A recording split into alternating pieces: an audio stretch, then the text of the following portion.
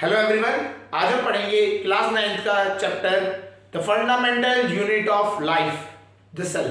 अगर हम बात करें द सेल कहा जाता है उसे। अब ये वाला चैप्टर अगर आप बात करें सेल वाला, तो ये हमने पहले भी पढ़ा है 8th क्लास में।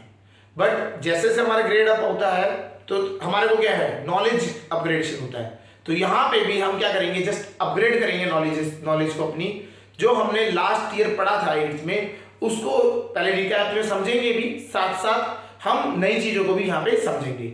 चलिए स्टार्ट करते हैं यहाँ का chapter, fundamental unit of life. अगर हम बात करते हैं हमारे आसपास लाइफ की बात करते हैं, तो प्लांट्स, एनिमल्स, ये सब हमारे क्या है, लाइफ में आते हैं। एनिमल्स में अगर हम बात करें, एक बड़े से बड़े हाथी से लेके छोटे छोटे इंसेक्ट्स, अर्थवॉर्म, आपके और भी छोटे और ज्यादा जाएंगे तो डीप में बैक्टीरियाज, फंगई, ये सारे के सारे ऑर्गेनिज्म, ये सब इनके अंदर क्या है, लाइफ है। ये सब लाइफ फॉर्म्स है, इनके अंदर लाइफ होती है। तो इन्होंने एक क्या है बात हुई कि जो लाइफ फॉर्म्स है, जिनके पास लाइफ है, तो these all organisms are made up of cell. तो जो सबसे फंडामेंटल बात कही गई, सब फंडामेंटल यूनिट जो कहा गया, वो है आपका सेल। मतलब जैसे अगर हम बात करें, अगर कोई दीवार है, वो दीवार है, वो दीवार हमेशा ईंटों से मिलकर बनती है, तो उसकी बिल्डिंग ब्लॉक क्या हो गया, उसका ब्रिक हो गया। ऐसे ही अगर हमने मैटर के लिए बात करी थी, तो मैटर जो होता है मेड अप ऑफ एटम्स, तो एटम उसका बिल्डिंग ब्लॉक हो गया। इसी तरीके से जो आपके जितने भी लिविंग ऑर्गेनिजम्स हैं, उन सब का अगर हम बात करें, जो फंडामेंटल यूनिट है, जो बेसिक यूनिट है, उसे क्या कहा गया, सेल कहा गया।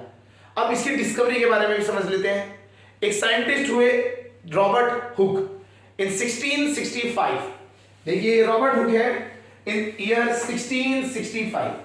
तो ये एक साइंटिस्ट एक्सपेरिमेंट कर रहे थे। इन्होंने क्या किया, बाहर गए, वुड जो कॉर्क होता है, कॉर्क क्या होता है, बेसिकली वुड की जो छाल होती है, जो छाल की बात करते हैं हम, ठीक है, तो वो वाले पार्ट, उसको हम कहते हैं बार्क, जिसे बार्क कहते हैं, है ना। तो बार्क उस वहां से हमारे को क्या होता है, कॉर्क अचीव होता है उस साइड से, ठीक है। तो उन्होंने क्या किया, कॉर्क लिया और कॉर्क की एक स्लाइस ली, हल्की सी स्लाइस काटी, और उस स्लाइस से उन्होंने एक बहुत बेसिक प्रिमिटिव माइक्रोस्कोप ले लिया। उन्होंने उसको ऑब्जर्व करना सोचा। उन्होंने एक छोटा सा एक मैकेनिज्म से बनाया। कोई ऐसा बड़ा उस टाइम पे माइक्रोस्कोप था नहीं, डेवलप नहीं हुआ था, बहुत बेसिक माइक्रोस्कोप था। लाइट सोर्स को भेजा जाता था, तो उससे क्या होता था, आप मैग्नीफाई कर सकते थे किसी भी ऑब्जेक्ट को। तो उन्होंने क्या किया, कॉर्क की एक स्लाइस ली और उसको क्या कर दिया, अब उन्होंने एक माइक्रोस्कोप के नीचे रख दिया, जो उन्होंने अपना जुगाड़ से बनाया हुआ मान लीजिए, ठीक है, एक थोड़ा सा नॉर्मल माइक्रोस्कोप था, उसमें रख दिया। जब इन्होंने ऑब्जर्वेशन करनी स्टार्ट करी, तो इनको क्या हुआ, एक स्ट्रक्चर मिला। इन्होंने, अगर मैं यहाँ पे बात करें, तो इन्होंने अगर जो ऑब्जर्वेशन करी, तो इन्होंने देखा कि ये जो कॉर्क है ना, इसमें छोटे छोटे छोटे छोटे क्या बने हुए हैं, ब्लॉक्स बने हुए हैं। ये सारे के सारे क्या है, ब्लॉक्स से बने हुए हैं। तो ये अलग अलग ब्लॉक बने हुए थे, इन्होंने ब्लॉक ऑब्जर्व करे, ठीक है। तो ये जो छोटे छोटे ब्लॉक थे, इनको ऐसा लगा कि जैसे छोटे छोटे रूम्स होते हैं, उस तरीके से है। तो अगर हम बात करें लैटिन लैंग्वेज में, तो लैटिन लैंग्वेज में इन छोटे छोटे रूम्स को, लिटिल रूम्स को, एक और नाम से जाना जाता है, कहा जाता है उसे सेल। इसे क्या कहा जाता है, सेल।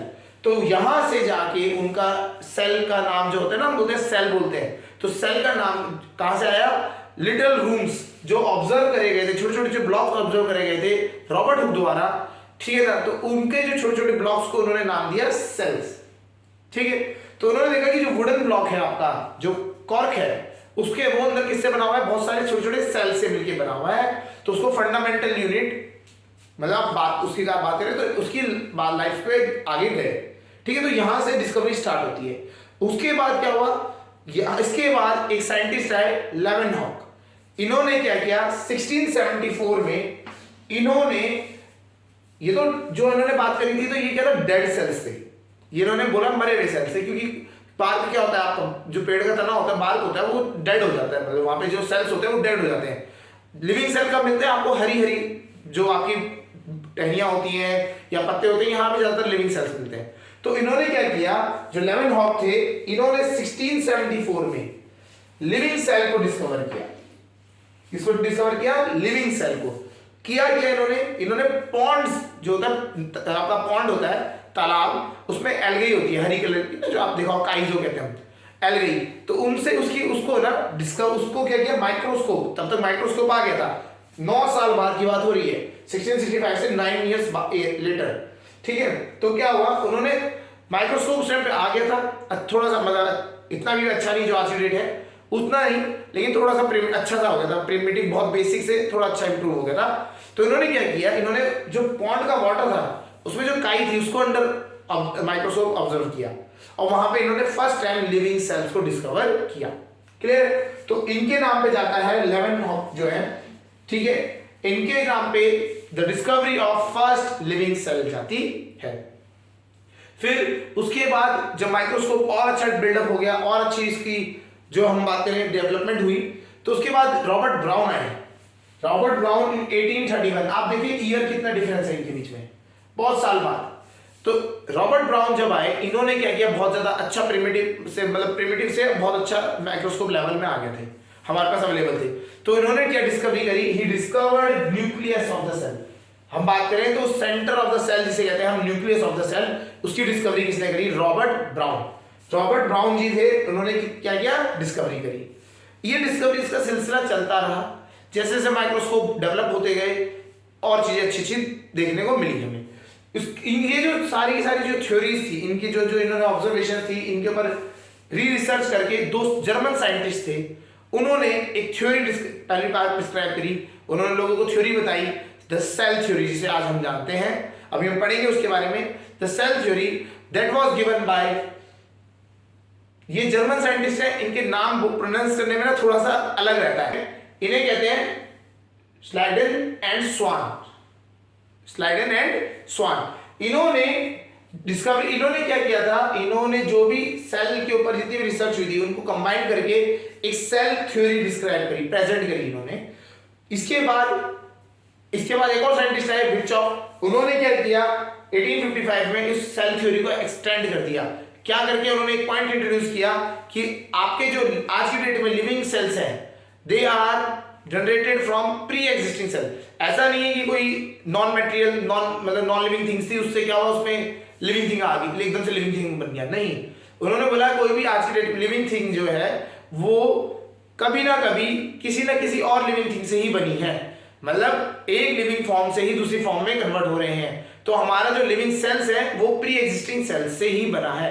इसी की वजह से क्या है, इवोल्यूशन की कंसेप्ट को मतलब आज की डेट में हम बात करते हैं, इवोल्यूशन के कंसेप्ट में बात करते हैं कि हमारे पहले कुछ सेल्स थे वो आपका समुद्र के अंदर गिरे या बाहर से एस्ट्रॉयड आया, ठीक है, तो उसमें कुछ लिविंग सेल्स थे, वो आगे वो थोड़े से डेवलप हुए, वो पानी में रहे, एक्वेटिक लाइफ बनी, उसके बाद एक्वेटिक लाइफ से टेरेस्ट्रियल लाइफ बनी।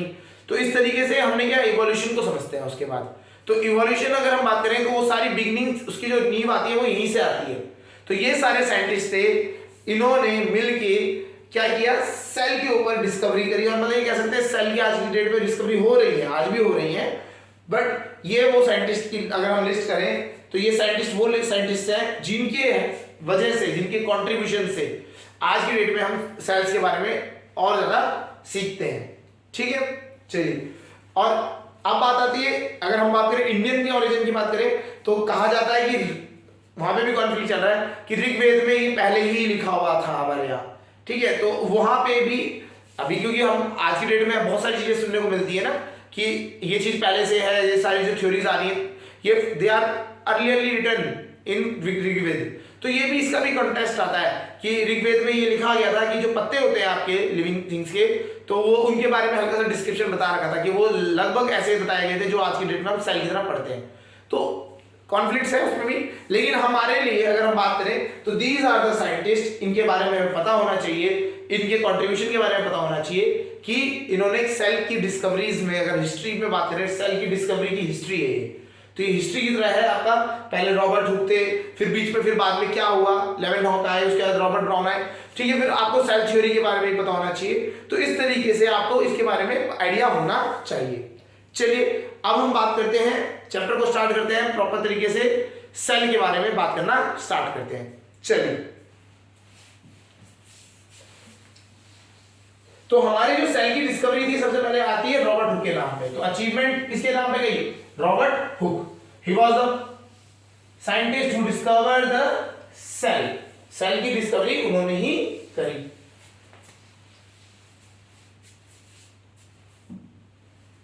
चलिए इसके बाद अब हम बात करते हैं जो सेल्स है, ये तो हमें पता लग गया कि हर एक चीज सेल से बनी है। अब बात आती है जो सेल थ्योरी की हम बात कर रहे थे वो क्या है, उसको समझते हैं। सेल थ्योरी,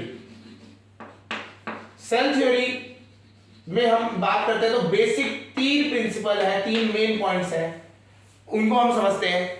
ठीक है, तो पहला पॉइंट, सबसे पहला जो पॉइंट आता है that is all living organisms are made up of cell. All living organisms are made up of cell. जितने भी लिविंग ऑर्गेनिज्म हैं are made up of cell. ये सारे किससे बने हुए हैं? Made up of sales.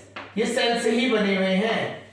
कोई भी लिविंग ऑर्गेनिज्म का अगर आप बात करें तो they all are made up of cells. ठीक है, यहां तक समझ आ गया। सेकंड जो पॉइंट आता है that is this cell is the fundamental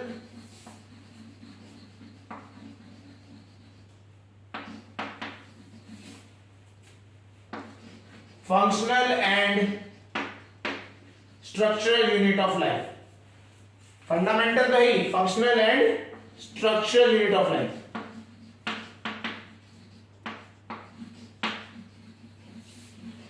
unit of life. ठीक है, थर्ड जो थ्योरी कहती है all the living cells originated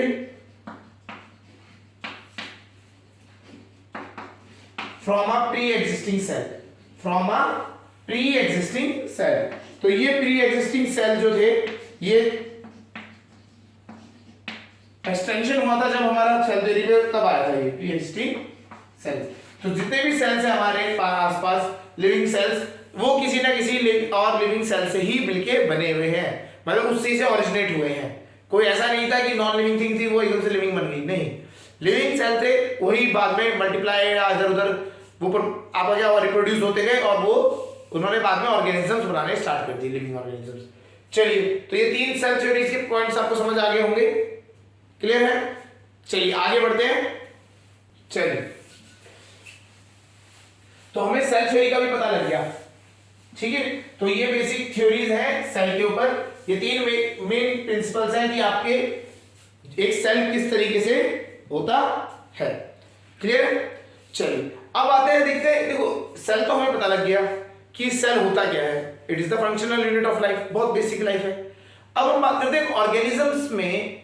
अगर हम ऑर्गेनिजम्स की बात करें तो ऑर्गेनिजम्स में सेल कैसे होते हैं, मतलब आप एक बात करें तो एक ऑर्गेनिज्म में एक ही सेल होता है, 2 सेल होते हैं, बहुत सारे सेल होते हैं, कैसे होता है, मतलब सेल्स का डिस्ट्रीब्यूशन किस तरीके से होता है। तो ऑन द अगर हम उसके बेस पे अगर हम बात करें, ऑर्गेनिज्म को हम अगर क्लासिफाई करें तो organisms are of 2 types.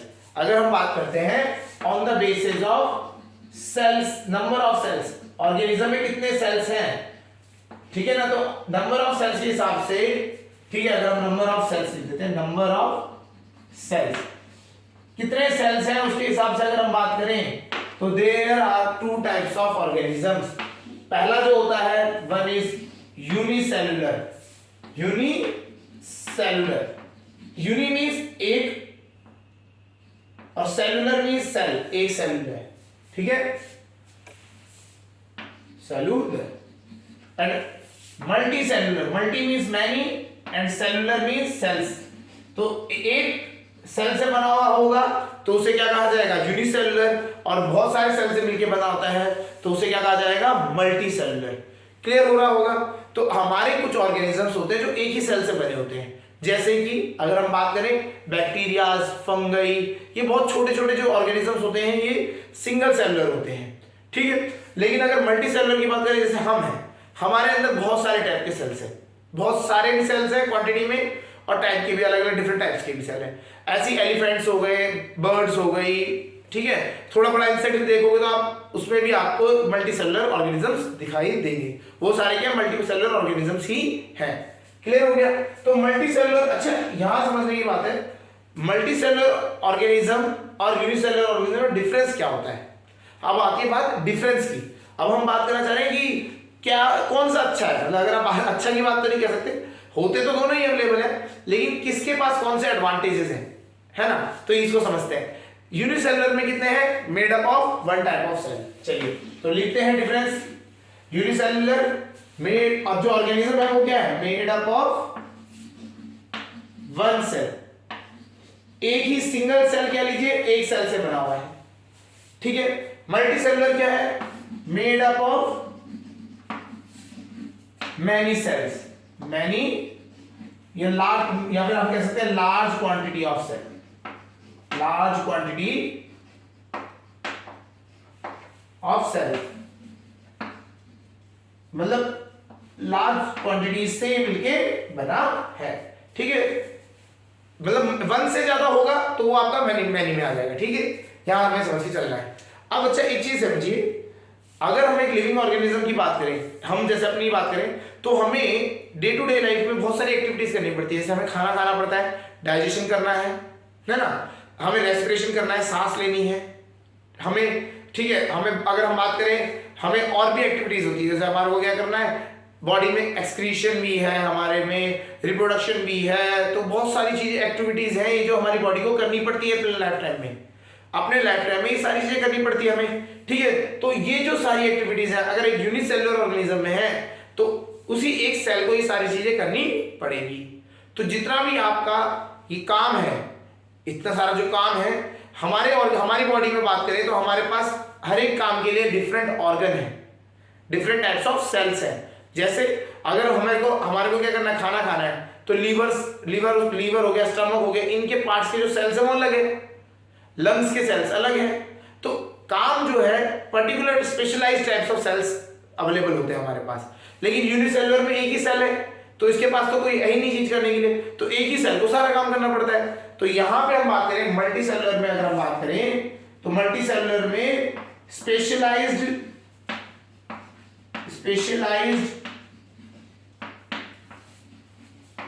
cells for different work, specialized cells for different work are present, अलग अलग काम के लिए अलग अलग सेल्स प्रेजेंट है, ठीक है।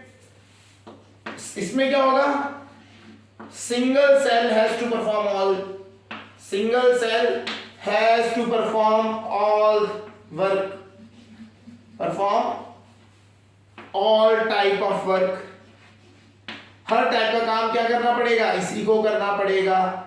खाना भी इसी को है, पचाना भी इसी को है, सांस भी इसी को लेनी है, ट्रांसफर भी जो करना है, ट्रांसपोर्टेशन वो भी इसी को करना है, रिप्रोड्यूस भी इसी एक ही को करना है। तो सारे काम एक ही सेल को करने, कोई स्पेशलाइज्ड आपके पास कोई चीज नहीं है। हम बात करें स्पेशलाइज्ड टाइप के सेल्स कुछ नहीं है, ठीक है। तो ये जो स्पेशल वाला जो आपका रहता है सेल्स जो अवेलेबल है वो खाली मल्टी सेलुलर के पास है। क्लियर हो गया। थर्ड पॉइंट जो आता है, अच्छा आप एक चीज सोचिए, हमारी बॉडी में सपोज करो आपका क्या हुआ, आपने कुछ एक्टिविटी करी, बहुत ज्यादा रनिंग कर दी, सपोज करिए रनिंग कर दी, आपके पैरों में क्या हुआ, दर्द होने लग गया, स्ट्रेन आ गया, तो वहां के सेल क्या हो जाएंगे, थक जाएंगे, वो काम करना मुश्किल हो रहे हैं, या वो सेल वहां के खत्म होने लग जाएंगे, कम होने लग जाएंगे। तो क्या होगा, वो जब सेल को प्रॉब्लम्स होगी तो दूसरे सेल्स क्या है हमारी बॉडी में जो वो हेल्प कर सकते हैं। मतलब क्या हुआ, जब सारा का सारा काम एक पर्टिकुलर टाइप के सेल्स में आ गया तो दूसरे सेल्स उसको क्या कर सकते हैं, सपोर्ट करते हैं। मतलब जो एक काम है उसको करने के लिए बहुत सारे हमारे पास सेल्स अवेलेबल हैं। तो यहाँ पे कह सकते हैं हम ट्रांसफर ऑफ लिवर, जो लेबर है वो क्या होगा, वो लेबर क्या हो सकती है, वहां पे ट्रांसफर हो सकती है। मतलब आपका जो काम है, बहुत सारा जो काम था, वो जितना भी लेबर था वो अलग अलग सेल्स में डिस्ट्रीब्यूट हो सकता है, ठीक है। यहाँ पे क्या है, यहाँ पे काम जो है वो एक ही को करना है, थोड़ा काम हो या ज्यादा काम हो, सारा इसी को करना है। क्लियर हुआ है। तो यहां पे क्या होता है, work is distributed among cells, जो वर्क होता है इज डिस्ट्रीब्यूटेड अमंग सेल्स, बहुत सारे सेल्स में डिस्ट्रीब्यूट हो जाता है, हाँ है ना। तो फायदा है, मतलब क्या हुआ, बॉस जो काम आपको करना है वो क्या है, जो आपके पास क्या एक नहीं है, अगर आपको कोई चीज लिफ्ट करनी है तो आपके पास क्या बहुत सारे मसल सेल्स हैं, एक दो मसल सेल्स अगर आपकी खराबी हो गई तो कोई प्रॉब्लम नहीं, दूसरी मसल सेल्स को सपोर्ट करेगी। लेकिन यहाँ पे क्या है, एक ही टाइप की सेल है, तो अगर क्या हुआ यहाँ पे जो भी काम करना है वो इन्हीं में होना चाहिए, ठीक है ना। No sharing of work, no sharing of labour. अगर हम बात करें, कोई भी काम जो है वो शेयर नहीं होगा, एक ही को करना पड़ेगा। क्लियर हो रहा है नहीं हो रहा है? जब आपको एक ही सेल को सब कुछ करना पड़ेगा तो होता क्या है, ये सेल्स शॉर्ट लिव हो जाते हैं। क्योंकि क्या होता है, जब आपका सेल जो होता है ना ज्यादा स्ट्रेन में आएगा तो सेल डेड होने लग जाता है, जल्दी मैच्योर होगा, एज आएगी, वो खराब हो जाएगा, है ना, मर जाएगा। तो इसलिए क्या होता है, जब आपका जो सेल है इसमें, इसकी लाइफ क्या होती है, इनकी लाइफ क्या होती है, ज्यादा बड़ी नहीं होती है। मल्टी सेलुलर जैसे हम हैं, हमारी लाइफ बहुत ज्यादा है 60 ईयर्स, लेकिन ये नहीं रहते बैक्टीरिया 30 ईयर्स तक। ये क्या हो जाता है, दे बिकम डेड। तो इनकी लाइफ क्या होती है, short span, live for short span, छोटे छोटे स्पैन तक जीते हैं, ज्यादा स्पैन तक नहीं जीते, मर जाते हैं। लेकिन और यहां मल्टी सेलुलर में कहते हैं लाइफ स्पैन इज मोर, इसकी लाइफ स्पैन ज्यादा होती है। ठीक है, यहां तक समझ आ गया। तो हमारे को ये समझ आ रहा है, जो यूनिसेलुलर है, एक ही सेल है, उसको सब कुछ काम करना है, सारा लोड उसी पे है। ठीक है, तो एक और चीज यहां पे एक पॉइंट आनी चाहिए, हमें समझ आना चाहिए। अगर सपोज करो आप जा रहे हो, चोट लगी आपको, आपके कोई ब्रूजेस लग गया, कुछ हो गया, कट लग गया, तो वहां पे क्या होता है, जब आपके खून निकलता है उसमें सेल्स होते हैं, रेड ब्लड सेल्स बहुत सारे होते हैं, वो सेल्स मर जाते हैं, बहुत सारे जो हमारी बॉडी से बाहर निकले मर गए। ठीक है ना, वो डेड हो जाते हैं। तो अगर हमारा मल्टी सेलुलर में अगर हमारे एक या दो सेल्स डेड भी हो जाते हैं तो हमारे को कोई इफेक्ट नहीं पड़ता। लेकिन सिंगल सेलुलर में एक ही सेल है, वो अगर डैमेज हो गया क्या हो जाएगा, खत्म, ऑर्गेनिज्म खत्म। तो क्या होता है, ठीक है, अगर इंजरी आई सेल में तो ऑर्गेनिज्म डाइज। ठीक है ना, तो अगर सेल डाइज इफ इंजर्ड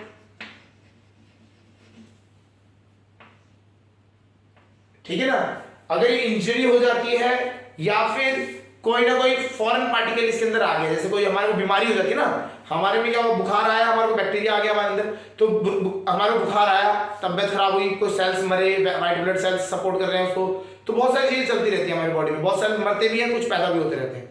लेकिन यहाँ पे क्या है, यहाँ पे एक ही सेल है, तो जब सेल में कोई भी इंफेक्शन होगा या इंजरी होगी तो क्या होगा, सेल डाइज इफ इंजर्ड और इन्फेक्शन अकर्स, और या इन्फेक्टेड।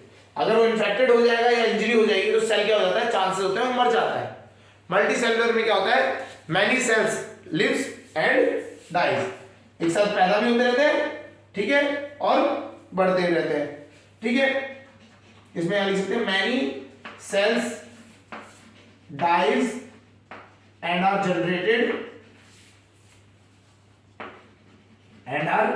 जनरेटेड कॉन्टिन्यूसली, मरते भी रहते हैं, जनरेट भी होते रहते हैं।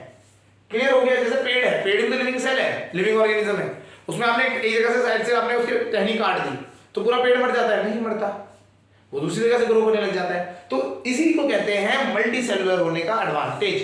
क्या है, आपका जो वर्क है वो तो एक तो क्या होता है, पहले तो वर्क डिस्ट्रीब्यूट हो जाता है, लाइफ स्टाइल बढ़ जाता है उस चीज से, ठीक है, आप और उसके बाद क्या, अगर इंजरी होगी तो आप तभी भी बच जाओगे।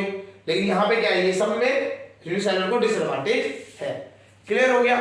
इसी वजह से अगर आपको क्वेश्चन आएगा माइंड में आना चाहिए कि यूनिसेलुलर में इतने प्रॉब्लम्स हैं तो ये खत्म क्यों नहीं हो गए, ये तो अर्थ से खत्म हो जाने चाहिए थे, नहीं खत्म होते। क्यों नहीं खत्म होते, बिकॉज इनकी लाइफ स्पैन छोटी है, तो इन्होंने अडेप्ट कर लिया है, ये जल्दी रिप्रोड्यूस करते हैं, ये क्विकली रिप्रोड्यूस कर जाते हैं, इनका क्विकली रिप्रोडक्शन होता है। तो इनका रिप्रोडक्शन जल्दी होने की वजह से क्या है, बनते बड़े होते हैं, मैच्योर होते हैं और सेल्स में डिवाइड हो जाते हैं।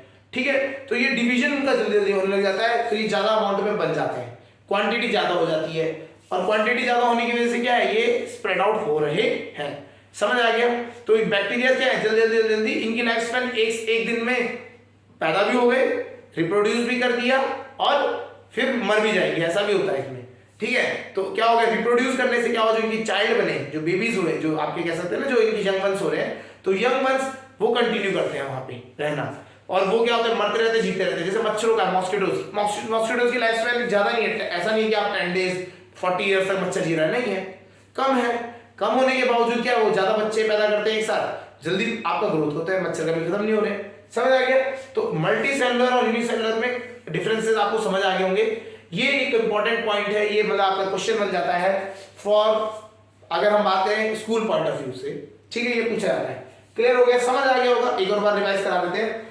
Made up of one cell, made up of many या लार्ज क्वांटिटी ऑफ सेल, ठीक है। Single cell has to perform all the function, एक ही सेल को सारे काम करने पड़ते हैं। Specialised cell are there for different types of function, ठीक है, अलग अलग सेल्स के लिए अलग अलग काम करने के लिए अलग अलग स्पेशलाइज्ड सेल्स है। नो शेयरिंग ऑफ लेबर, इसमें कोई शेयरिंग ऑफ लेबर नहीं होती, जो काम करना है वो तुम्हें करना है। जैसे इसमें क्या है, इसमें distribution of work among the different cells, ठीक है, बहुत सारे सेल्स के ऊपर डिस्ट्रीब्यूशन हो जाता है। क्लियर हो गया? Live for short span, live for more life, मतलब अगर मोर स्पैन के लिए अगर बात करें, मोर ज्यादा आगे तक जीते हैं, ठीक है।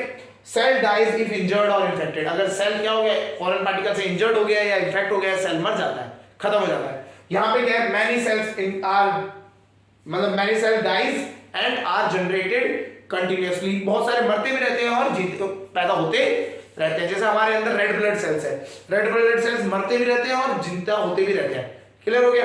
तो हमारी बॉडी में इसी तरीके से क्या रहता है, डेवलपमेंट होता रहता है। क्लियर हो गया? नहीं यहाँ तक ये समझ आ गया होगा? तो ऑर्गेनिज्म हमें समझ आ गया। ऑर्गेनिज्म हमारे दो टाइप के होते हैं, यूनिसेलुलर जिसे हम कहते हैं सिंगल सेल्स ऑर्गेनिज्म कहते हैं, और एक होता है मल्टी सेलुलर। क्लियर हो गया?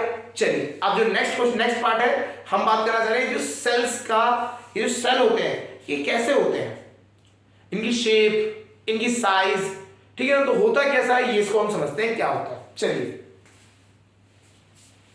ठीक है। अच्छा, इसमें अगर हम बात करें यूनिसेलुलर में, एग्जांपल में अगर हम बात करें तो एग्जांपल भी लिख सकते हैं यहाँ पे।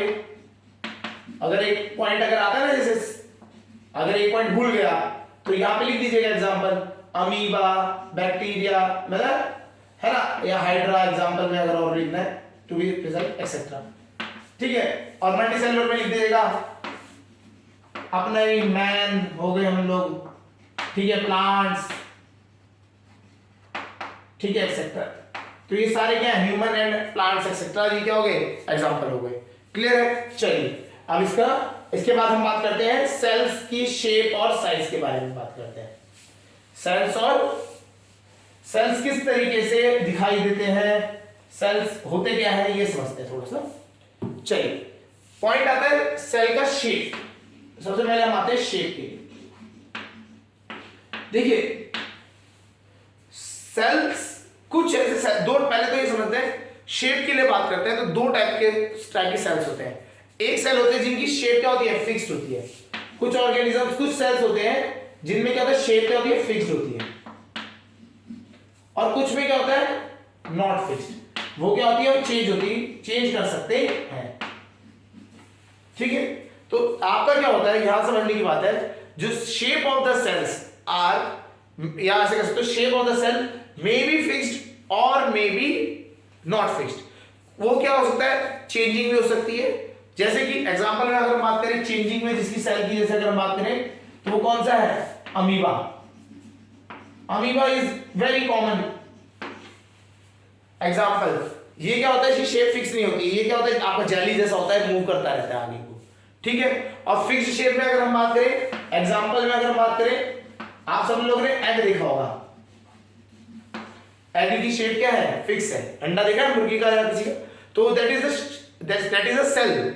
जो एग होता है वो सिंगल सेल होता है, यूनिसेलुलर ऑर्गेनिज्म होता है, समझ रहे। तो एग की शेप क्या होती है, फिक्स होती है, ठीक है। अच्छा अब आते हैं, ये देखो, ये तो समझ आ गया, शेप फिक्स भी हो सकती है, नॉट फिक्स भी हो सकती है। अब आता है शेप होती किस तरीके से ना, किस तरीके की होती है। देखिए एज पर द फंक्शन, ठीक है ना। तो यहां पे हम बात करें as per the function, function कैसा है उसका, the shape of the cell changes, of the cell changes, क्या काम कर रहा है उसके हिसाब से सेल की जो शेप है वो क्या हो जाती है, चेंज हो जाती है। जैसे अगर हम बात करें रेड ब्लड सेल, तो रेड ब्लड सेल क्या होता है, टिपिकल राउंड सा दिखता है ऐसे, ठीक है। ये इस तरीके बिल्कुल राउंड होगा, जनरली इस तरीके से राउंड शेप में होता है रेड ब्लड सेल, ठीक है। और मसल सेल में अगर बात करोगे आप, मसल्स क्या होती है, स्ट्रेच्ड फॉर्म में होती है इस तरीके से, अगर मसल्स के सेल देखोगे दे आर स्ट्रेच्ड लाइक, मतलब वो खिंची हुई सी होती है, क्योंकि इनका काम ही है कॉन्ट्रैक्ट और रिलैक्स करना, तो खिंची हुई होती है शेप में, ठीक है। और अगर आपने देखा होगा न्यूरॉन, नर्व सेल जिसे हम बात करते हैं, जिनको सिग्नल भेजने के काम है, जिसका काम ही क्या है सिग्नल भेजना, तो उसकी शेप क्या होती है, वो कुछ इस तरीके से होती है। उसके आगे क्या होता है, आगे स्प्रेड आउट है, जैसे सिंपल है ना, वो इस तरीके से कुछ स्प्रेड आउट होते हैं उसमें। ये स्प्रेड आउट होने का क्या रीजन है, इसको बेसिकली कनेक्शंस करने हैं, क्या होना है, इसे अपना सिग्नल्स भेजने हैं, तो कनेक्ट करना है हर चीज में, तो ये वायर की तरह स्प्रेड आउट होता है। तो शेप क्या होती है, अलग अलग सेल्स की शेप क्या हो जाती है, डिफरेंट हो जाती है। ये हम बात करें फिक्स के लिए, अगर बात भी करें तो थोड़ा सा फिक्स के लिए। अमीबा के लिए बात करें तो अमीबा तो बिल्कुल ऐसा है जेली टाइप का, वो उसकी शेप कुछ ऐसी होती है, और वो क्या है अपना जैसे जैसे मूवमेंट करता है, मूवमेंट करते करते वो शेप क्या होती रहती है, चेंज होती रहती है, अलग अलग तरीके से होती रहती है। तो हमें यहाँ पे समझना है shape of the cells are fixed और नॉट फिक्स्ड, दोनों हो सकते हैं, है ना, वो शेप फिक्स भी हो सकती है, नहीं भी हो सकती है। And the shape also depends on the function, as per the function of the cell, किस तरीके का काम कर रहा है सेल, जो उसका फंक्शन है काम करने के लिए, जिसके लिए वो मतलब आपने यूज कर रहे हो, है ना, वो जो जिसके लिए अवेलेबिलिटी है उसकी शेप के हिसाब से उसका क्या होता है, मतलब उसके फंक्शन के हिसाब से उसकी शेप होती है। यहां तक समझ आ गया होगा। तो हमारे को ये दोनों चीजें याद रखनी है कि फंक्शन होना चाहिए इंपॉर्टेंट पहला चीज, और दूसरा क्या है, उसको कैसी शेप उसकी फिक्स्ड रहती है नहीं फिक्स्ड रहती है, दो टाइप की हो सकती है। क्लियर हो गया। अब हम बात करते हैं साइज के लिए, अब हम बात करें साइज के लिए, साइज ऑफ अ सेल, ठीक है। साइज में अगर हम बात करें तो साइज क्या होता होगा, है ना, एक सेल का साइज कितना बड़ा होता होगा उसको हम समझते हैं।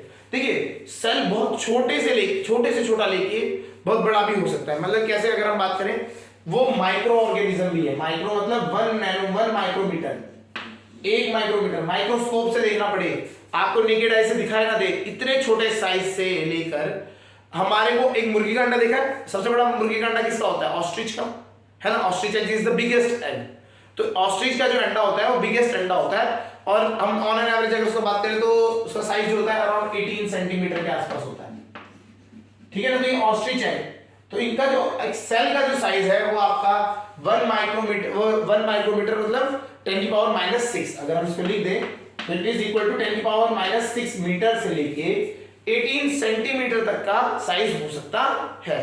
मुर्गी का एक अंडा जो आता है वो दैट इज द साइज, है ना, एक वो साइज होता है, आप देख रहे हैं वो साइज ऑफ अराउंड कितना होगा, 4-5 सेंटीमीटर का हो गया, है ना। अलग अलग मुर्गियों का अलग अलग साइज, अंडे की बात करें साइज अलग होता है। तो इसी तरीके से ऑस्ट्रिच जब बड़ी जो है ये बर्ड, है ना, तो उसका साइज क्या होगा, बड़ा होगा। तो एग जो होता है वो दैट इज सिंगल सेल, याद रखना। और इससे यहाँ पे एक पॉइंट और आता है, अगर हम बात करें यहाँ पे एक पॉइंट और इंपॉर्टेंट है समझने के लिए, कोई भी लिविंग ऑर्गेनिज्म जो है आपका, they all generates from a single cell. आप भी अगर ह्यूमन की बात करें तो वो सबसे पहले किससे बने, एक सेल से ही बने हैं, वो सबसे पहले एक सेल बनता है, ठीक है, और जायगोट अगर हम कहते हैं तो फ्यूजन से एक सेल बनता है, वही सेल मल्टीप्लाई और मतलब क्या होता रहता है, रिप्रोड्यूस होता रहता है, मतलब फैलता रहता है, अलग अलग टुकड़ों में टूटता रहता है, और टूटने के बाद एक मल्टी ऑर्गेनिज्म बना देता है। क्लियर हो गया। तो एक सेल से ही हमेशा क्या होता है, एक लाइफ फॉर्म जनरेट होती है। छोटा हाथी, छोटा सा अगर हम बात करें छोटे से कीड़े से लेके एक हाथी से तक की बात करें तो एक सिंगल सेल से जनरेट होना स्टार्ट होता है। क्लियर हो गया। तो साइज क्या होता है, it can vary from 1 micrometre to 18 मतलब अगर हम बात करें 18-16 सेंटीमीटर तक आराम से वेरी करते हुए मिल जाता है। और ये होता है किस वजह से, ये समझते हैं। देखिए साइज का भी क्या रोल, किस पे डिपेंड करता है, फंक्शन पे। किस पे डिपेंड करता है, फंक्शन पे। एज पर द फंक्शन पे ही डिपेंड करता है साइज। साइज क्या होता है, फंक्शन पे डिपेंड करता है, साइज पे डिपेंड करता है। अब अगर सिंपल एग्जांपल बताऊं, देखिए ये जो आरबीसीज बता रहे थे, रेड ब्लड सेल, है ना, ये हम जो बोल रहे थे रेड ब्लड सेल है, दीज आर वेरी स्मॉल। इन्हें क्या करना है, इन्हें हमारे खून में फ्लो करना है, छोटी छोटी नसें जो हैं उनमें से पास होना है। अगर इसका साइज बड़ा होगा तो क्या होगा, ये अटक जाएगा कहीं जाके, है ना, और फिर क्या होगा, प्रॉब्लम होगी, है ना। तो इसीलिए क्या है, इनका साइज बहुत छोटा होता है। मसल्स को क्या है, कहाँ की मसल है, ठीक है, आपकी फिंगर की मसल्स जो अगर हम बात करें वो बाइसेप की मसल के बराबर होगी या ट्राइसेप के बराबर होगी, नहीं होगी, ठीक है ना, कहीं पे भी नहीं होगी। तो ये क्या है, अलग अलग जगह पे होने की वजह से अलग अलग साइजेस होते हैं इनके अंदर। सबसे बड़ा अगर हम ह्यूमन की बॉडी की बात करें तो सबसे बड़ा सेल जो होता है दैट इज नर्व सेल। ये नर्व सेल सबसे लेंथ में अगर बात करें तो सबसे लंबा हो जाता है। क्या है इसका काम, इस तरीके का है, इसको सिग्नल्स भेजने हैं पूरी बॉडी में, ब्रेन से लेके आपके टो तक सिग्नल्स को ट्रांसफर करना है। तो अगर इनका साइज बहुत छोटा छोटा होगा तो क्या होगा, बहुत जगह जगह पे बीच बीच में रुक रुक आएगा, तो इनकी लेंथ क्या होती है, लंबी लंबी होती है। क्लियर हो रहा है। तो सबसे लॉन्गेस्ट अगर सेल बात करें हमारी बॉडी में दैट इज नर्व सेल। यहां तक समझ आ गया। तो ये नर्व सेल्स होते हैं, ये आपका बहुत लंबे तक बढ़ सकते हैं, लंबाई तक बढ़ सकते हैं। क्लियर हो गया। और ऑर्गेनिज्म क्या है, जैसे जैसे मैच्योर होता रहता है सेल्स का साइज भी चेंज होता रहता है। क्लियर हो गया। तो as per the function the shape and size, दोनों शेप का भी पहले बताया था हमने, अब साइज का भी बता रहे हैं। तो shape and size of the cell changes. यहां तक क्लियर हो गया। चलिए अब आगे बढ़ते हैं नेक्स्ट पॉइंट पे। तो ये हमारा बेसिकली फंक्शन पे डिपेंड करता है, किस तरीके का फंक्शन कर रहा है हमारा सेल। तो याद हमें शेप और साइज सेल पे डिपेंड करता है। अच्छा एक और पार्ट आता है नंबर ऑफ सेल्स। अब आता है नंबर ऑफ, पूरा नंबर ऑफ सेल्स। देखिए नंबर ऑफ सेल्स की बात आती है, दूसरी एक चीज है number of cells in organism. अगर हम बात करें number of cells in the organism, number of cells के हिसाब से ऑर्गेनिज्म दो तरीके के हमने बता ही दिए आपको। One is unicellular and another is multicellular. ठीक है, ये तो दो होते ही हैं। अब आता है मल्टी सेल्युलर के लिए भी आते हैं, मल्टी सेल्युलर। देखिए अब क्या है, हम बात करें मल्टी सेल्युलर में। मल्टी सेल्युलर में अगर हम बात करें, एक मिसकंसेप्शन होता है, अगर आदमी बड़ा हो गया तो उसके अंदर क्या है, ज्यादा सेल्स हो जाएंगे। ऐसा नहीं है। सेल्स क्या होता है, सेल्स की नंबर क्वांटिटी और एक दो चीज होती है, एक होता है नंबर। देखिए अगर मैं एक बॉक्स बनाता हूं, इसमें मैं सेल्स बना, ठीक है, अगर हमने ऐसे सेल्स मैंने अगर इसमें फिल करने लग गया, ठीक है, अब लोग ये सोचते हैं कि जैसे जैसे ऑर्गेनिज्म बड़ा होता जाता है तो क्या है, ये सेल्स की क्वांटिटी बढ़ती चली जाएगी। अब उनका सेंस होता है कि ये अगर सेल वो ऑर्गेनिज्म बड़ा हो गया तो ये सेल्स ऐसे बढ़ जाएंगे। इट कैन बी देयर, ये हो भी सकता है, बट ऐसा भी तो होता है, हो सकता है इनकी वॉल्यूम बढ़ जाए, मतलब एक सेल बड़ा हो जाए, सेल की जो वॉल्यूम है पहले सेल छोटे छोटे हों और अब वॉल्यूम बड़ा हो जाए। तो नंबर ऑफ सेल्स की अगर हम बात करें तो it depends on the volume of the cell, cell कितना बड़ा है उसके ऑर्गेनिज्म के अंदर। क्लियर हो गया। तो हमें ये पॉइंट यहाँ पे थोड़ा सा समझना है, बस इसमें कुछ ऐसा ज्यादा आता नहीं है। अगर आपसे पूछा जाए तो यूनिसेल्युलर और मल्टीसेल्युलर में आप लिखेंगे, लेकिन हमें यहाँ पे समझना है कि अगर कोई बात को बोलता है कि किसी भी ऑर्गेनिज्म में सेल्स का नंबर कैसा है, it depends on the volume of the cells, किस टाइप का सेल है और कितने बड़े बड़े सेल्स है। हमारे यहाँ में जो नर्व सेल है उसकी लेंथ कुछ होगी 9 सेंटीमीटर, अगर हम मानते हैं 90 सेंटीमीटर तक भी जा सकती है अगर बोल रहे हैं। तो दूसरा एलिफेंट में सपोज करिए जाके उसमें बहुत ज्यादा बड़ी हो, उसमें अपने आप ही आपका 100 सेंटीमीटर 1 मीटर के आसपास की लेंथ का हो, है ना। तो फिर क्या होगा, जब लेंथ उसकी बढ़ जाएगी तो क्वांटिटी उसको ज्यादा रिक्वायर्ड होगी नहीं। तो अकॉर्डिंग टू द वॉल्यूम और size of the cell, number of cell in the organism depends. मतलब समझ आ गया।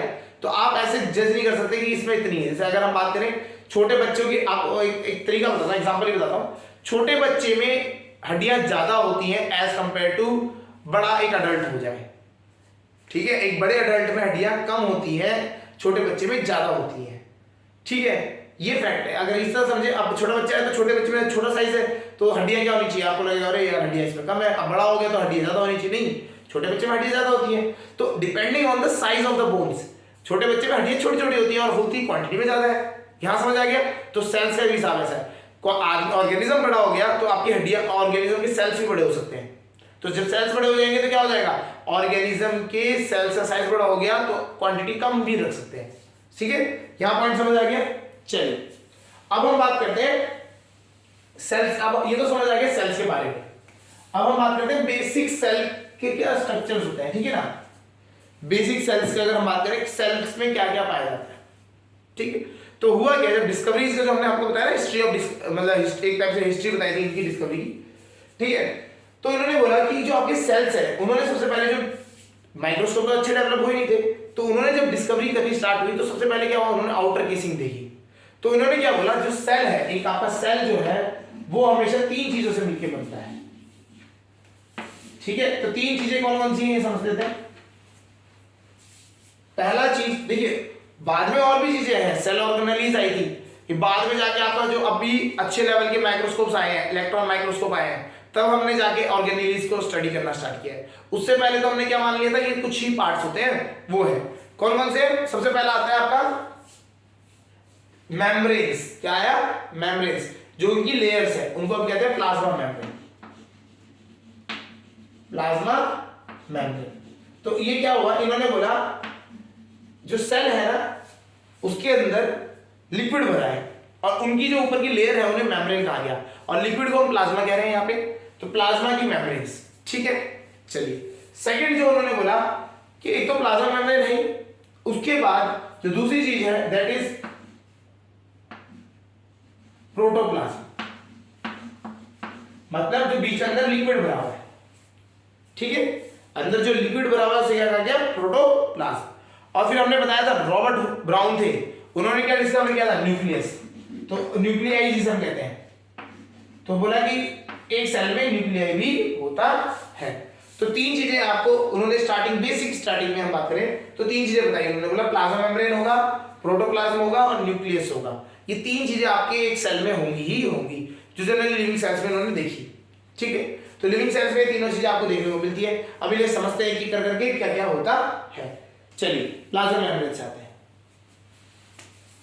प्लाज्मा मेम्ब्रेन को हम एक और नाम से जानते हैं, सेल मेम्ब्रेन। क्या नाम से, सेल मेम्ब्रेन। ठीक है, तो इसको लिखते हैं प्लाज्मा मेम्ब्रेन, को एक और नाम से जानते हैं सेल मेम्ब्रेन। ठीक है,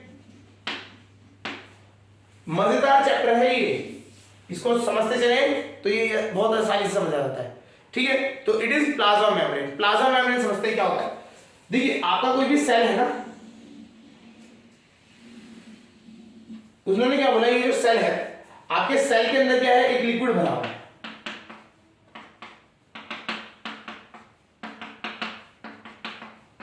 ठीक है, लिक्विड भरा हुआ है, कोई भी आपका लिविंग सेल होगा उसके अंदर एक लिक्विड भरा हुआ है। ठीक है, इसके ऊपर जो लेयर है, ये जो आउटर मोस्ट लेयर है, इसे उन्होंने क्या कहा, प्लाज्मा मेम्ब्रेन। क्या कहा गया, प्लाज्मा मेम्ब्रेन। ये मेम्ब्रेन क्या होती है, ये एक टाइप से कवरिंग होती है आपकी, जो इसके अंदर आपका ये जो लिक्विड है वो स्टोर रहता है। इसे प्लाज्मा मेम्ब्रेन कहा गया। कभी कभी इसे सेल मेम्ब्रेन भी कहा जाता है, कभी कभी क्या, मैक्सिमम यही कहा जाएगा, सेल मेम्ब्रेन। ठीक है, पूरे सेल की क्या है, लेयर जो होती है मेम्ब्रेन होती है। ठीक है, सेल मेम्ब्रेन। अगर हम बात करें, एक आपने अंगूर देखा होगा ना, आपका ग्रेप्स की अगर हम बात करें, अंगूर जो होता है अंगूर की तरह ही है। अंगूर के अंदर आपका जूसी पल्प ये होता है, उसके ऊपर जो चिक्कल होता है दैट इज मेम्ब्रेन, तो वो प्लाज्मा मेम्ब्रेन होगी उस तरीके से उसके लिए। ठीक है ना, तो उसी की तरह से आप अगर आइडिया लें तो ये क्या, अंदर वाला पल्प हो गया, बाहर से आपका मेम्ब्रेन हो गया। मेम्ब्रेन फूटेगी तो आपके अंदर से जूसेस निकल के बाहर आ जाएंगे, लिक्विड आपका बाहर निकल के आ जाएगा। क्लियर हो गया, तो इस तरीके से ये रहता है आपका सेल मेम्ब्रेन। ठीक है, तो सेल मेम्ब्रेन एक तो ये हो गया पहली चीज। अच्छा, इसका देखो, इसका क्या होता है, इसके काम समझते हैं, इसका काम समझते हैं। पहली चीज होती है जो हमने बताया, टू होल्ड द लिक्विड। ये जो लिक्विड है अंदर, इसको हम कहते हैं साइटोप्लाज्म। क्या कहते हैं, साइटोप्लाज्म। सेल प्लाज्म जिसे हम कह रहे हैं, प्रोटोप्लाज्म जो बात करेंगे वही साइटोप्लाज्म। ठीक है, to hold cytoplasm inside the cell, तो इसके अंदर ही रहे, या इन बाउंड्री अगर हम बात करें, इसके अंदर ही रहे, ये नहीं कि फैल के बाहर चले जाए। ठीक है, पहला काम। दूसरा काम अगर हम बात करें, ये क्या होता है, it is semi permeable membrane. It is semi, it is semi permeable membrane. Semi permeable membrane मतलब सेमी मींस आधी, है ना, परमेबल मेम्ब्रेन। तो क्या करता है, हर चीज को अलाउ नहीं करता, ये कुछ ही चीज को अलाउ करता है, मतलब ये सारी चीज को आगे आपका अंदर से अलाउ नहीं करता। आपने जो भी चीज दी तो वो अंदर नहीं जाएगी, ये क्या करेगा, उसको चेक करेगा, जैसे गेट पे सिक्योरिटी गार्ड होता है, तो सिक्योरिटी गार्ड की तरह ये काम करता है। जो सेल को डैमेज करेगा चीज, उसको वो बाहर रखेगा, जो चीज इसको रिक्वायरमेंट है सेल को, वो अंदर आने देगा। तो it is a semi permeable membrane and helps in transportation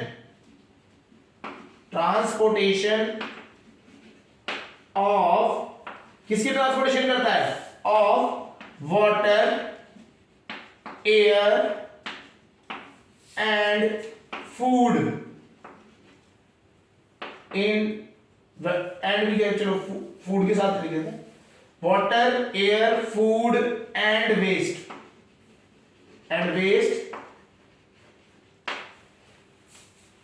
in and out of cell। देखिए वाटर, कुछ सेल कभी कभी वाटर को बाहर निकालता है और अंदर भी लेता है ना, वाटर कभी इसको चाहिए होता है, कभी एक्स्ट्रा हो जाता है तो बाहर भी भेजता है। तो इन एंड आउट करना है वाटर को, एयर को, फूड को तो इन करना है, फूड खाना है, और वेस्ट को जो बचा वो बाहर भेजना है ना। तो इन एंड आउट करने के लिए कौन हेल्प करता है, सेमी परमेबल मेम्ब्रेन ही है, जो कि सेल मेम्ब्रेन कहते हैं उससे, ठीक है। तो इस तरीके से क्या करता है, ये ट्रांसपोर्टेशन में भी हेल्प करता है। क्लियर हो गया, ठीक है। तो ये क्या होते हैं हमारे सेल मेम्ब्रेन्स का, अगर हम बात करें तो ये काम होता है। तो यहाँ आपको कहाँ मिलेगी, हर एक सेल में, आपको लिविंग सेल में मिल जाएगी। क्लियर हो गया। अच्छा आगे समझते हैं, अगला पॉइंट जो आता है हमारा, दैट इज, ये जो हमारा सेल मेम्ब्रेन है, सेल मेम्ब्रेन एक और काम करता है कि it protect the cell from external microbes. अगर कोई सपोज करिए बाहर का कोई मतलब कोई माइक्रो ऑर्गेनिज्म आ जाए, या कोई ऐसा ऑर्गेनिक चीज आ जाए जो आपके सेल को डैमेज कर सकता है, फॉरेन पार्टिकल जिसे हम कह रहे हैं, तो उससे भी क्या करता है, प्रोटेक्ट करता है। तो हम यहां लिख सकते हैं, it protects cell from foreign particles. ये जो पार्टिकल्स होते हैं, फॉरेन पार्टिकल से भी हेल्प करता है, उनको अंदर नहीं आने देता।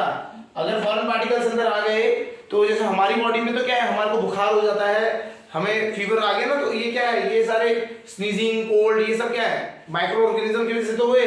लेकिन ये सेल सिंगल सेल है, इसमें अगर ये हो गया तो ये सेल डैमेज हो जाएगा, इन्फेक्टेड हो जाएगा। अगर हमने बात करी थी सिंगल सेल में, तो इसको प्रोटेक्ट भी कौन करता है, सेल मेम्ब्रेन करती है। क्लियर हो गया। नेक्स्ट जो पॉइंट आता है, it gives shape to the cell. अगर हम बात करें, it gives shape to the cell, shape भी देता है। तो इस सेल को शेप भी देता है। तो हमारे जो सेल और ये सेल वॉल है, या सेल मेम्ब्रेन, सेल वॉल नहीं, सेल मेम्ब्रेन कहे हैं, तो सेल वॉल भी एक होता है, उसको हम समझेंगे इसके बाद, ठीक है। तो सेल मेम्ब्रेन का काम बेसिकली क्या होता है, पहली चीज क्या करता है ये, it holds the cytoplasm internally या इन बाउंड्री। तो बेसिकली इसको हम कह सकते हैं, इस पॉइंट को एक और नाम से जान सकते हैं, मैकेनिकल बैरियर। तो हम ये कह सकते हैं ये मैकेनिकल बैरियर देता है, एक टाइप से मैकेनिकल बैरियर बना देता है, चीजों को बाहर नहीं निकलने देता, ठीक है। Second, it is semi permeable membrane. ये क्या करता है, सेमी परमेबल मेम्ब्रेन है, ये वाटर, एयर, फूड और वेस्ट, इनको ही चारों को अंदर बाहर आने देता है, ठीक है, उसको कंट्रोल करता है। और आपने देता है मतलब ऐसा नहीं कि ज्यादा वाटर आ जाएगा, ज्यादा पानी आ गया अंदर, या ज्यादा एयर अंदर ले ली, ऐसा नहीं है, या कुछ भी होगा एक्सेस क्वांटिटी में नहीं आएगा, उतना ही आएगा जितना इसमें रिक्वायरमेंट है। वो कैसे आएगा, because it is semi permeable membrane. और अभी हम समझेंगे कि किस मैकेनिज्म से ये काम होता है, ये ट्रांसफर ऑफ मटेरियल्स, जो सेल के वॉल के या सेल मेम्ब्रेन के अंदर जो ट्रांसफर हो रहा है, सेल मेम्ब्रेन के अंदर जो ट्रांसफर हो रहा है, वो किस वजह से हो रहा है, ठीक है। तो किस मेथड से हो रहा है वो भी हम समझेंगे। नेक्स्ट जो है, it protect cell from foreign particles. कोई भी माइक्रो ऑर्गेनिज्म, कोई भी पार्टिकल्स है जो अंदर आके आपके सेल को डैमेज कर सकता है, उसको ये आने नहीं देता है, अपने मैक्सिमम जितनी कैपेसिटी है उस तक रोकता है। अगला, it gives shape to the cell. ये क्या करता है, सेल को शेप देता है। क्लियर हो गया। तो ये सेल मेम्ब्रेन के फंक्शंस थे, ठीक है। तो ये अगर हम बात करें, ये इंपॉर्टेंट है, ये पूछा जा सकता है, what are the functions of cell membrane. Clear हो गया। अच्छा, अब क्या होता है, एक अभी बाद में बीच बीच में मेरा वर्ड आया था, सेल वॉल। Cell wall. तो सेल वॉल क्या होता है? प्लांट सेल में अगर हम बात करें, सेल वॉल, ये तो सेल मेम्ब्रेन दोनों में होगी, एनिमल और प्लांट दोनों में होगी। सेल वॉल की अगर हम बात करें तो खाली प्लांट सेल की हम जब बात करते हैं तब, तो प्लांट सेल में जब हम बात करेंगे तो ये क्या होता है कि सेल मेम्ब्रेन, देखिए एनिमल सेल तो क्या है, मूवमेंट होता है, फ्लेक्सिबिलिटी, हमारे अंदर हाथ वाथ पैर चला सकते हैं, हम वॉक कर सकते हैं, ये क्या है, this all things are flexibility, क्या है ना, ये सारी फ्लेक्सिबिलिटी ही तो है हमारे पास, कि ये हाथ वूथ चला लिया, ये कर लिया हमने, हाथ ऊपर उठा दिया, तो ये फ्लेक्सिबिलिटी। पेड़ कर सकता है ये चीज? नहीं कर सकता, पेड़ स्टिफ होते हैं। तो पेड़ को क्या है, अब आप देखिए, सपोज करो आप ऐसे हैं, खड़े हैं, कोई चीज आपके ऊपर आगे टकराने वाली है आपसे, तो आप क्या हट सकते हैं, लेकिन पेड़ का नहीं है, पेड़ क्या वहीं पे रहेगा रिजिड। तो रिजिड रहने से, रिजिड रहने के लिए उसको क्या है, सेल को भी रिजिड करना पड़ेगा, नहीं करना पड़ेगा? तो सेल को रिजिड करने के लिए उनके ऊपर एक लेयर होती है जिसे हम कहते हैं सेल वॉल की। किसकी होती है? सेल वॉल की लेयर। देखिए इस तरीके से होती है, अगर हम बात करें, ये थिक लेयर होती है, और ये बनी किससे होती है, ये जो मटेरियल जिससे बनी हुई होती है उसे हम कहते हैं सेलुलोज। ये बनी होती है सेलुलोज से, ठीक है। और ये बीच में पोर्स है, ये वो पोर्स है जिनसे क्या मटेरियल आपका अंदर जा सकता है, ठीक है। तो इस तरीके से किससे बनी होती है,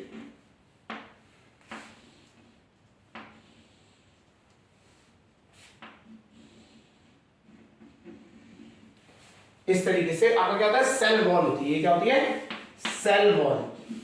बनी किससे होती है, सेलुलोज। ये बनी होती है सेलुलोज, पेड़ में ही क्रिएट होता है, और ये क्या होता है, आपके सेल्स के ऊपर आ जाता है, जिससे क्या होता है, ये स्टिफ हो जाते हैं। ये क्या हो जाता है, स्टिफ। इसका साइज क्या है, फिक्स, मतलब क्या हो जाता है, स्ट्रांगली फिक्स हो जाता है, पहली चीज। अच्छा, अब थोड़ा सा सेल वॉल के बारे में भी समझ लेते हैं। सेल वॉल बेसिकली क्यों होती है ये समझते हैं। पहली बात आती है सेल वॉल होती ही क्यों है, ठीक है। पहली चीज, सबसे पहली चीज है, ये क्या है, पहली बात तो मैकेनिकल स्ट्रेंथ देती है। क्या काम करती है सेल वॉल देने का पहला काम क्या है, provide mechanical strength, provide mechanical strength, ठीक है।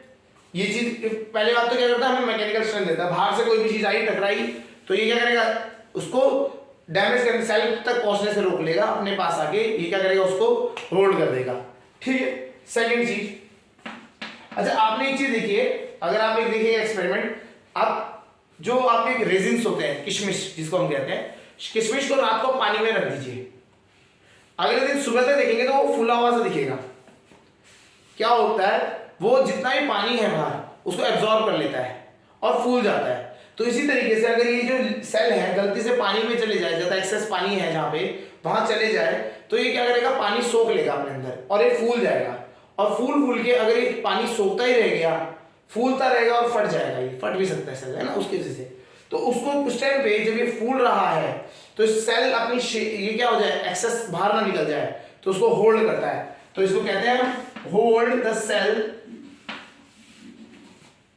Hold cell during osmotic pressure. अभी हम ऑस्मोसिस पढ़ेंगे तो समझते हैं क्या होता है ऑस्मोटिक प्रेशर। जब सेल क्या हो गया, पानी में चले गया, तो पानी में जाने से सेल क्या हो जाएगा, फूलता चले जाएगा और फूल के फटे ना। रेजिन्स आपने डाल दिया तो फटता नहीं है वो, उसके ऊपर ना आप लेयर निकाल दो, एक जो ऊपर छिलक होता है ना उसका, अगर ग्रेप्स में छिलक निकाल दो और आपको तब डालोगे ना, ये फट जाएगा, वैसे पूरा में फैल जाएगा। क्यों फैल जाएगा, क्योंकि आपने उसकी सेल वॉल निकाल दी, आपने उसकी सेलुलोज की लेयर हटा दी, तो ये क्या होगा, वो फट जाएगा। समझ आ गया, उसी कंसेप्ट में ये काम करते हैं। जो भी प्लांट सेल है ये भी ऐसे उसी तरह का फंक्शन करता है, बिल्कुल ग्रेप्स की तरह ही सब कुछ इसमें काम होता है, अगर आप देखेंगे, ठीक है। तो सेल मेम्ब्रेन क्या होगी, वो एक पतली सी लेयर होती है, अगर उसके ऊपर आप देखेंगे चिक्कड़ होता है मोटा सा, वो सेल वॉल होती है। क्लियर हो गया। तो hold the cell during the osmotic pressure. Clear हो गया। अच्छा एक चीज और याद रखना है, सेमी, ये तो जो सेल मेम्ब्रेन थी ये क्या थी, सेमी परमिएबल थी। सेल वॉल का कोई ऐसा रोल नहीं है भाई, ये सेल वॉल जिसको आना चाहते हो आओ आओ आराम से आओ, तो ठीक है। तो ये क्या होता है, अलाउज ऑल द मटेरियल, किसी को भी ऐसा रोकता नहीं है, आने देता है। ये क्या है, परमिएबल मेम्ब्रेन है, ठीक है, परमिएबल मेम्ब्रेन। तो इसका कोई रोल नहीं है कि रोकने वोकने का, ये सब क्या है, अलाउ करता है, आने दो, ठीक है। तो वाटर, एयर, ये सब क्या है, अंदर आने देता है। इन्हें क्या कहते हैं, सेल पोर्स। पोर्स होते हैं इन गड्ढों से, इनको अंदर आने देता है। तो यहाँ पे समझ आ गया होगा सेल मेम्ब्रेन और सेल वॉल समझ आ गई होगी क्या क्या होती है। चलिए अब हम इसमें थोड़ा सा यहाँ समझ लेते हैं कि ट्रांसपोर्टेशन की बात क्या होगी। देखो अभी हमने बात करी सेल मेम्ब्रेन का ना बहुत इंपॉर्टेंट रोल है ट्रांसपोर्टेशन का। अंदर कितना पानी जा रहा है, ठीक है, कितना एयर जा रहा है, उसको कंट्रोल करता है। ऐसी सेल वॉल का है, सेल वॉल का हमने बताया ना कि होल्ड करता है ऑस्मोटिक प्रेशर से। ऑस्मोटिक होता क्या है ये समझते हैं। चलिए तो अब आता है topic transportation of cell membrane और सेल मतलब प्लाज्मा मेम्ब्रेन कह लें, ये सेल मेम्ब्रेन एक ही बात है, ठीक है, और सेल वॉल, ये हमने ये चीजें पढ़ ली हमने, ठीक है। चलिए अब हम बात करते हैं transportation of materials, transportation of material in cell. Cells में कैसे ये ट्रांसपोर्टेशन होता है, transportation of material in cells. Cells में ट्रांसपोर्टेशन किस तरह से होता है। पहला आता है, सबसे पहले आता है एयर के लिए, एयर की, ठीक है। मेम्ब्रेन कौन सी है हमारी, सेमी परमेबल मेम्ब्रेन है। हमारी मेम्ब्रेन जो है सेमी परमेबल है, वो क्या करती है, अंदर एयर को आने देती है, वो भी क्वांटिटी डिसाइड करके। तो कैसे करती है उसको समझते हैं। तो यहां पे लिखेंगे एयर इज, फॉर एयर के लिए अगर हम बात करें, air is transported, air is transported, air जो ट्रांसपोर्ट होती है in cells, air is transported in cells with the help of diffusion, diffusion की हेल्प से होती है। अब होता क्या है डिफ्यूजन, ये समझते हैं। डिफ्यूजन होता है क्या है, इसको समझते हैं। Transfer of air from a region of higher concentration to lower concentration, higher concentration to lower concentration। देखिए मैं ट्राई करता हूं नोट्स जितने भी हैं वो बोर्ड पे लिख दूं। तो अगर आप जब भी करें पढ़ें तो नोट्स कॉपी होनी चाहिए हाथ में, और ये नोट्स लिखे होने, लिख लीजिए। लिखते लिखते रिवीजन के टाइम पे यही पढ़ना है आपको, ठीक है ना। तो ये आपको बहुत आसानी से चीजें समझ आएंगी और आपके पास एक नोट्स बन जाएंगे, तो क्या है वो फ्यूचर में भी आपकी हेल्प करेंगे। क्लियर हो गया, तो इसको नोट्स करते रहिएगा, करिए। अब आते हैं समझते हैं कैसे होता है। देखिए एक सेल है हमारा, प्यारा सा छोटू सा मोटू सा सेल है, इसके ऊपर ये सेल मेम्ब्रेन है हमारी, ठीक है। सपोज करिए सेल के अंदर ना, तो हमारे को सेल के अंदर सेल को दो ही गैसेस की ज्यादा जरूरत है। एक तो सपोज एक ऑक्सीजन है और एक कार्बन डाइऑक्साइड, सांस लेने के लिए दो ही है, एक ऑक्सीजन और कार्बन डाइऑक्साइड, ठीक है। तो प्लांट्स में क्या चाहिए, कार्बन डाइऑक्साइड चाहिए होती है, एनिमल्स को ऑक्सीजन चाहिए। अब अगर हम बात करते हैं एनिमल की बात करते हैं, एनिमल के अंदर क्या हुआ, ऑक्सीजन गैस थी और कुछ अमाउंट में कार्बन डाइऑक्साइड गैस थी। अब खाना, उस पर खाने को क्या किया, डाइजेस्ट करना स्टार्ट किया, तो क्या हुआ, ऑक्सीजन किसमें यूज हो गई, कार्बन डाइऑक्साइड में, हाँ ना। तो जब ऑक्सीजन कार्बन डाइऑक्साइड में बनी तो ऑक्सीजन की क्वांटिटी क्या हो गई, कम हो गई, कार्बन डाइऑक्साइड की क्वांटिटी ज्यादा हो गई, ठीक है। और बाहर अगर हम बात करें तो बाहर ऑक्सीजन और कार्बन डाइऑक्साइड भी है, बाहर भी ऑक्सीजन और कार्बन डाइऑक्साइड है, वो नॉर्मल क्वांटिटी में, ठीक है। अब जैसे ऑक्सीजन की क्वांटिटी कम हुई तो यहां पे जो ऑक्सीजन थी ये क्या हो गई, हायर कंसंट्रेशन में पहुंच गई, ये ज्यादा कंसंट्रेशन होगी इसकी, है ना। ऑक्सीजन क्या होगी, ज्यादा कंसंट्रेशन हो गई। और यहां पे क्या हुआ, कार्बन डाइऑक्साइड जब ज्यादा हो गई तो कंसंट्रेशन किसकी ज्यादा हो गई, कार्बन डाइऑक्साइड की, और यहाँ वाली क्या, कार्बन जो बाहर थी उसकी कंसंट्रेशन क्या हो गई, कम हो गई, ठीक है। तो यहां समझ आ गया। हमारे सेल में हमने खाना जब पचाते हैं, हम रेस्पिरेशन जब करते हैं, तो रेस्पिरेशन के टाइम पे जो हमारी ऑक्सीजन होती है वो यूटिलाइज हो जाती है और वो किसमें कन्वर्ट हो जाती है, कार्बन डाइऑक्साइड में, ठीक है। तो क्या हुआ, ऑक्सीजन किसमें कन्वर्ट होगी, कार्बन डाइऑक्साइड में। तो ऑक्सीजन कम हो गई, कार्बन डाइऑक्साइड बढ़ गई। अगर बाहर की बात करें तो बाहर ऑक्सीजन थी पहले नॉर्मल, है ना। अगर अंदर ऑक्सीजन कम हुई है तो यहाँ वाली कंसंट्रेशन ऑटोमेटिकली क्या हो जाएगी, उसके रिस्पेक्ट में बढ़ जाएगी, नहीं बढ़ जाएगी। ये वाली जो ये है कम हुई है, ये बाहर वाली सपोज करें ऐसे मान लेते हैं, अंदर बाहर एक ऑक्सीजन के 10 पार्टिकल्स थे, अगर 10 मॉलिक्यूल्स थे, ऑक्सीजन के 10 मॉलिक्यूल्स थे, अंदर भी स्टार्टिंग में 10 मॉलिक्यूल्स थे, कार्बन डाइऑक्साइड के 10 थे, इसके भी 10 थे, अंदर और बाहर दोनों 10-10 थे। अब क्या हुआ, 10 में से ये 6 चेंज हो गए, किसमें बन गए, कार्बन डाइऑक्साइड में बन गए।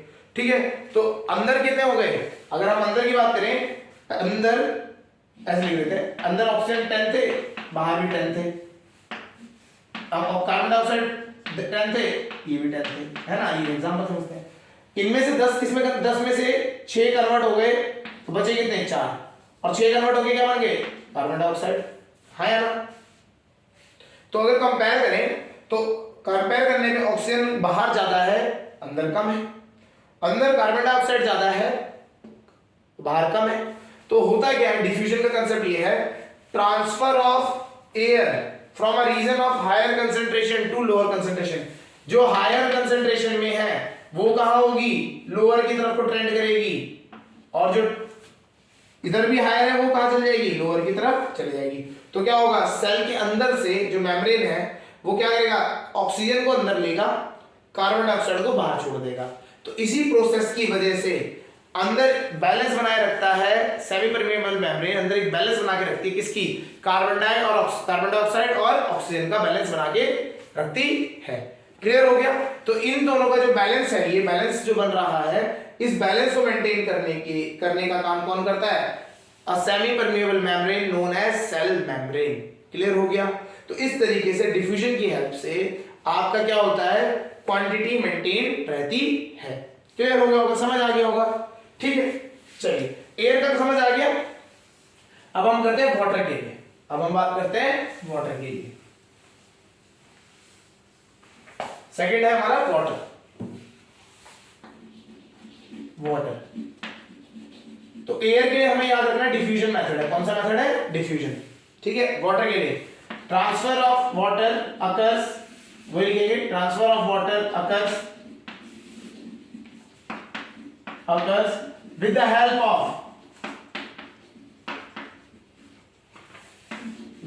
of osmosis। अब ये होता क्या है, वहां पे था डिफ्यूजन, यहां है ऑस्मोसिस। ठीक है, ऑस्मोसिस होता क्या है, transfer of water molecule, transfer of water molecule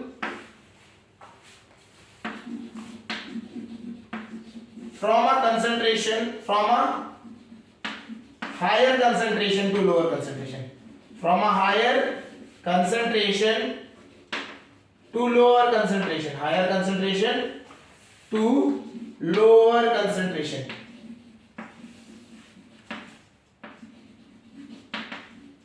higher concentration से लोअर कंसंट्रेशन की तरफ को ट्रांसफर होना है, बिल्कुल सेम है, डिफ्यूजन की तरह ही है।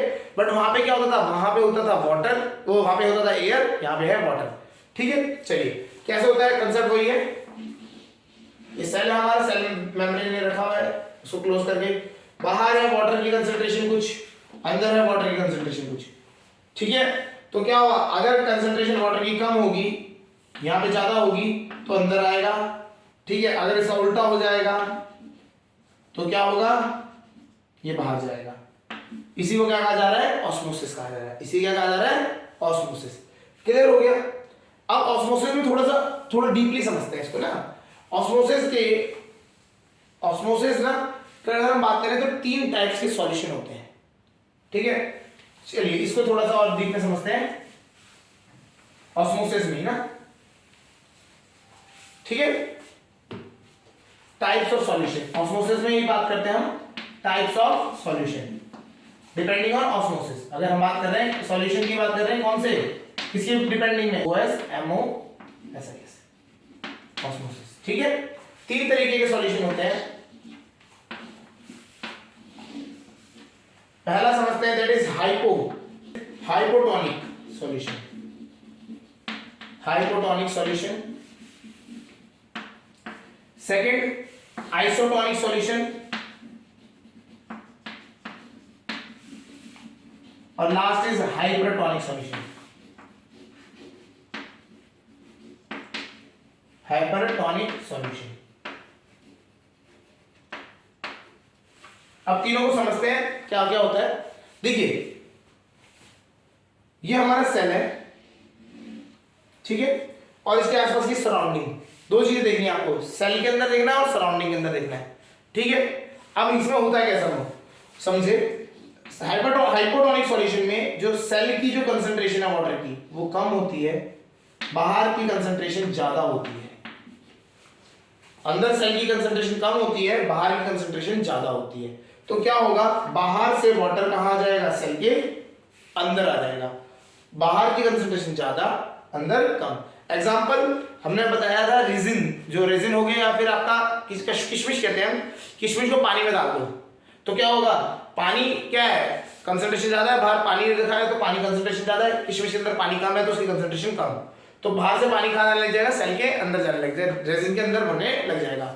होता क्या है, इससे क्या होता है, द सेल स्वेल्स अप। इसमें होता क्या है, जो सेल होता है स्वेल अप, फूल जाता है। सेल क्या होता है, फूल जाता है, स्वेल्स अप हो जाता है, फूल के मोटा हो जाता है। समझ आ गया नहीं आ गया? तो ये जो सेल होगा वो क्या होगा, बाद में कुछ ऐसा मोटू सा फूल चुका होगा। पहले ये था, बाद में कुछ मोटू सा हो गया होगा। ठीक है, ठीक है, यहां तक समझ आ गया, ये बनाने की जरूरत नहीं है, समझ आ गया होगा कैसे होता है। ठीक है, नहीं तो आप जैसे खीर खाते हैं, है ना, या फिर आप अगर आप कोई भी ऐसी डेजर्ट बनती है इसमें आपने ग्रेजेस डालते हैं, उबालते हैं पानी में ना, तो वो क्या होता है, फूल जाते हैं हमेशा, है ना। तो वो क्या है, बेसिकली यही चीज है, सेल स्वेल हो जाता है। आइसोटोनिक में समझिए, आइसोटोनिक में क्या होता है, वाटर की कंसंट्रेशन और अंदर और बाहर दोनों क्या होती है, इक्वल होती है। क्या होती है, इक्वल होती है।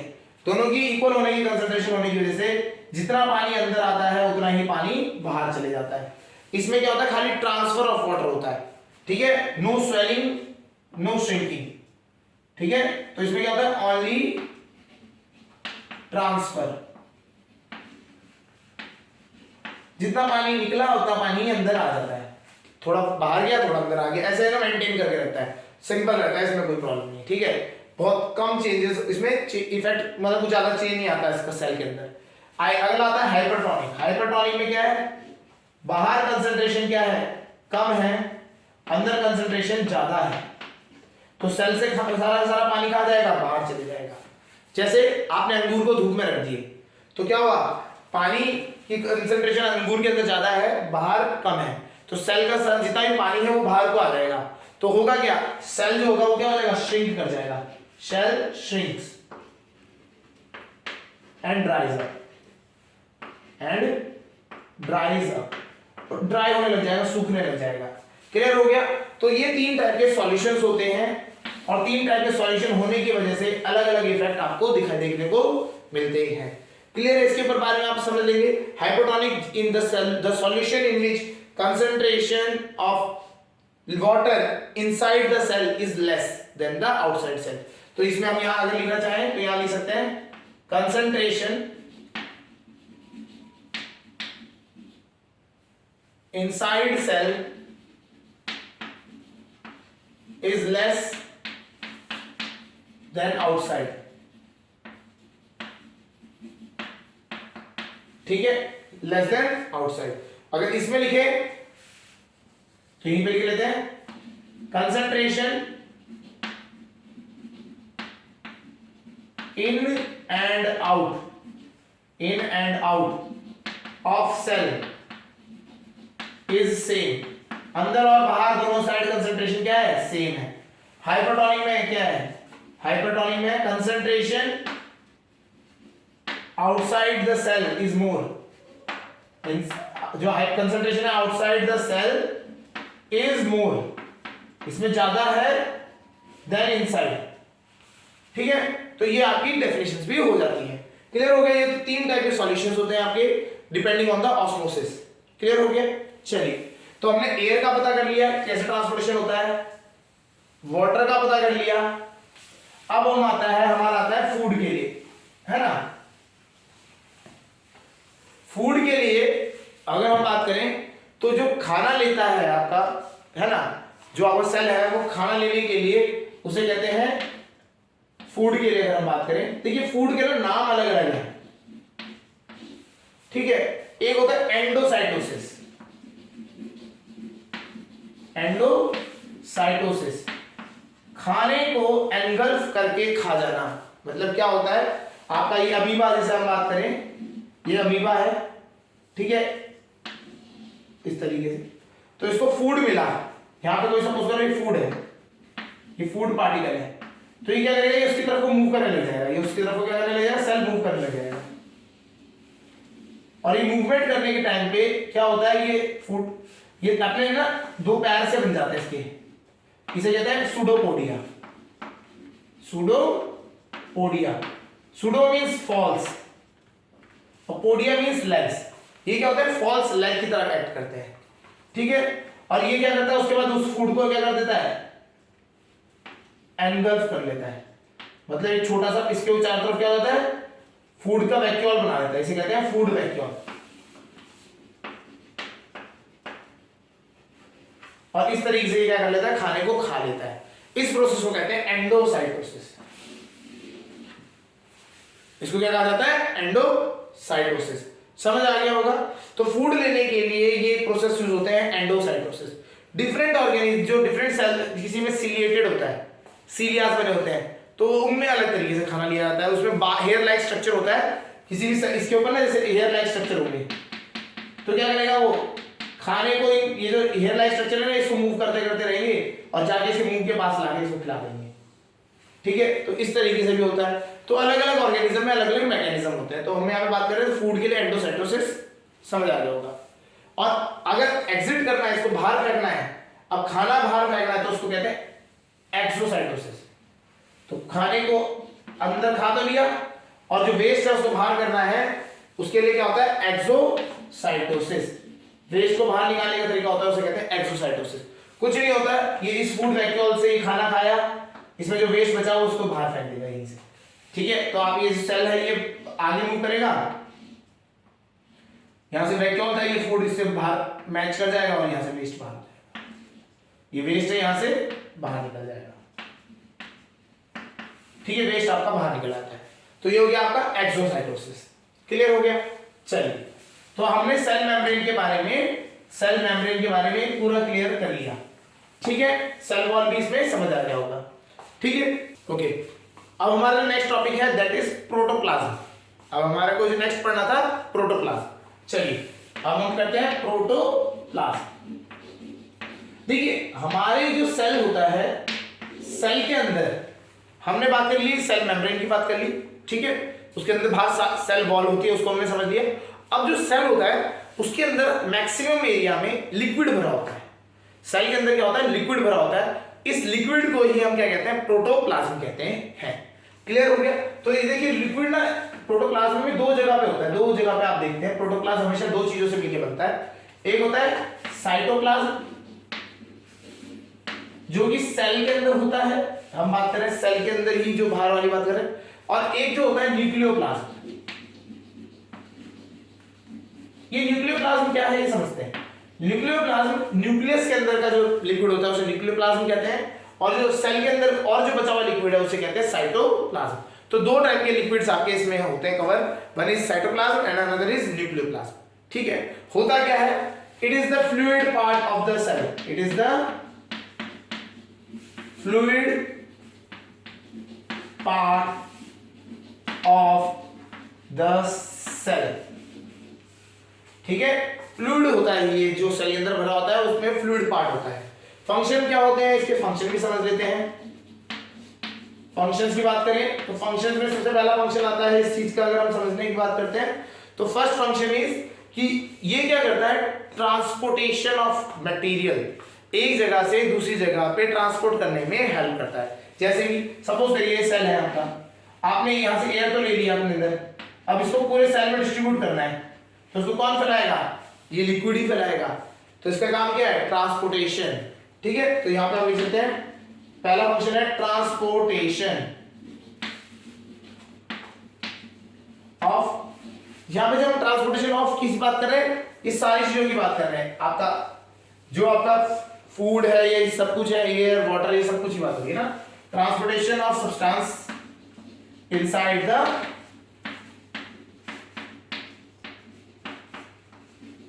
The cell.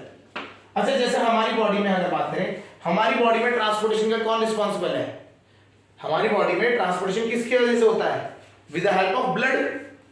ब्लड ही तो है, खून ही तो है हमारा, तो वो लिक्विड है ही है, तो वो भी हमारी तरफ प्लाज्मा हो गया हमारे लिए, ठीक है। तो ये क्या है, ट्रांसपोर्टेशन में भी कर रहा है, तो इसको साइटोप्लाज्म या फिर हम कहते हैं प्रोटोप्लाज्म भी कहा जाता है। Second, storage of food. क्या करता है ये? अपने अंदर फूड को भी स्टोर कर लेता है।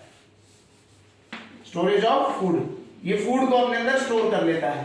सपोज करो सेल के पास अभी खाना है, तो ये क्या करता है? अंदर अपने अंदर स्टोर, साइटोप्लाज्म में फूड एज अ स्टोरेज की तरह स्टोर हो जाता है। मतलब आप एक तरीके से ऐड होके रह गया। कभी फ्यूचर में सेल को जरूरत पड़ी और सेल के पास बाहर से एक्सटर्नल फूड का सोर्स नहीं है, तो सेल उसी से यूज करना स्टार्ट कर देगा। क्लियर हो गया? यहां तक समझ आ गया? Third point. तो अगला जो है ये वाला पॉइंट है, इसमें क्या है? जो इसके मेटाबॉलिज्म होते हैं, जितने भी मेटाबॉलिज्म है ना, ट्रांस मतलब बहुत सारे होते हैं, उसका पाथवे यही होता है। इट एक्ट्स एज पाथवे या फिर मेटाबॉलिज्म पाथवे। मेटाबॉलिज्म पाथवे, ये मेटाबॉलिज्म का पाथवे की तरह एक्ट करता है। क्लियर हो गया? यहां समझ आ गया? तो मेटाबॉलिज्म के पाथवे की तरह ये एक्ट करने मतलब करता है। क्लियर हो गया? चलिए, तो ये हमारे अंदर सेल्स के अंदर होता है, ये आपका न्यूक्लियस के अंदर होता है तो उसे न्यूक्लियोप्लाज्म कह देते हैं, और न्यूक्लियस के बाहर होता है तो उसे कहते हैं साइटोप्लाज्म। यहां तक समझ आ गया होगा? चलिए, तो न्यूक्लियस को भी समझ लेते हैं क्या होता है। अब जो पार्ट है नेक्स्ट, न्यूक्लियस। नेक्स्ट जो है हमारा न्यूक्लियस को समझते हैं। Nucleus is very important part of the cell, इसे हेडक्वार्टर ऑफ द सेल भी कहा जाता है। यहीं से आपके सेल का फ्यूचर और प्रेजेंट डिसाइड हो रहा होता है। ठीक है, तो न्यूक्लियस लिख लेते हैं। ठीक है, तो न्यूक्लियस को देखते हैं कि आपको क्या होगा। आपको सेल में एक सर्कुलर पार्ट मिलेगा, डार्क सर्कुलर पार्ट होता है, ये मिलता है। ठीक है, इसकी जो लेयर होती है, outer most layer, it is double layer, single layer नहीं होती, डबल लेयर्ड होती है। और इसमें क्या होता है? छोटे छोटे गैप्स भी होते हैं, जिससे क्या होता है? ये पोर्स होते हैं जिनसे क्या होता है? न्यूक्लियस अपने अंदर से मटेरियल को बाहर भेजता है। ठीक है, न्यूक्लियस से काफी चीजें निकलती है बाहर, राइबोसोम्स हो गए, है ना, इंफॉर्मेशन हो गई, जो भी बाहर आपको, ये मान लीजिए हेडक्वार्टर है, हेडक्वार्टर से बाहर जो सिग्नल्स जाने हैं, उनके जो आपके सब्सटेंस भी जाने हैं, उन सब के लिए गेटवे हैं, पोर्ट्स। ठीक है, तो इस वॉल को जो कहते हैं, इसे कहते हैं न्यूक्लियर मेम्ब्रेन। यहां पे मेम्ब्रेन वर्ड ज्यादा यूज होता है, तो इसलिए न्यूक्लियर मेम्ब्रेन होता है। ठीक है, ये न्यूक्लियस की बात कर रहे हैं हम। ये सेंटर और हेडक्वार्टर ऑफ द सेल है, ये सेल का हेडक्वार्टर है, जहां से कंट्रोल करता है सेल की हर एक मेटाबॉलिज्म को, हर एक मूवमेंट को। ठीक है, और इसके सेल की ग्रोथ और ये सब कुछ इसी से कंट्रोल होती है। ठीक है, चलिए अभी हम उसके फंक्शन देखेंगे तो सारा चीज आ जाएगा। अब बात आती है न्यूक्लियर मेम्ब्रेन होता है, इसके अंदर स्ट्रक्चर की बात कर रहे हैं तो हम यहाँ देखिए, इसके अंदर एक डार्क कलर का सर्कुलर फॉर्म में ये एक डार्क पार्ट होता है जिसे कहा जाता है न्यूक्लियोलस।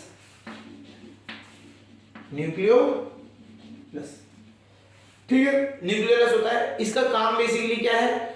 जो जब हम रिप्रोडक्शन करते हैं, हेरिडिटी का कंसेप्ट, हेरिडिटी मतलब आपके जो यंग वंस है, जो यंग वंस होंगे वो आपकी तरह दिखाई देंगे, है ना।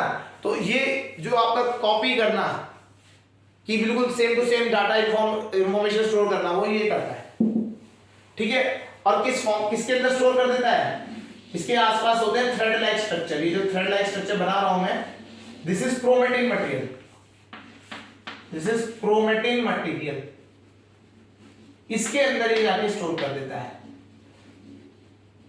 ये सारा डाटा इसके अंदर स्टोर होता है। आरएनए, डीएनए, ये जो आपने सुना होगा, वो सारा यहीं पे मिलता है आपका। क्लियर हो गया? तो आपका जो ये पूरे सेल का जितना भी ग्रोथ है ना, इसमें जो जहां से ये जनरेट हुआ है सेल, तो उसकी इंफॉर्मेशन वो इसी के पास होती है। अगले जो सेल रिप्रोड्यूस होंगे उसकी इंफॉर्मेशन भी इसी के पास, ये ही डिसाइड करता है। क्लियर हो गया? तो ये cell is very important part of the nucleus is the very important part of a cell. Clear हो गया? ये इसका डायग्राम होता है। अगर हम बात करें न्यूक्लियस की डेफिनेशन, अगर हम इसके बारे में लिखने के लिए आते हैं तो उसको कैसे क्या लिखा जाएगा? Nucleus is the brain of the cell, is the brain of the cell ठीक है, न्यूक्लियस क्या होता है, brain of the cell and controls and coordinate, controls करता है और coordinates activities of the cell, activities in the cell, in the cell, cell में जो एक्टिविटीज है उसको कंट्रोल करता है। क्लियर हो गया। अच्छा, न्यूक्लियस क्या होता है, अगर हम बात करें न्यूक्लियस, इसकी बात करें तो it is the factory of, it is a factory, ये फैक्ट्री की तरह काम करता है ऑफ राइबोसोम्स।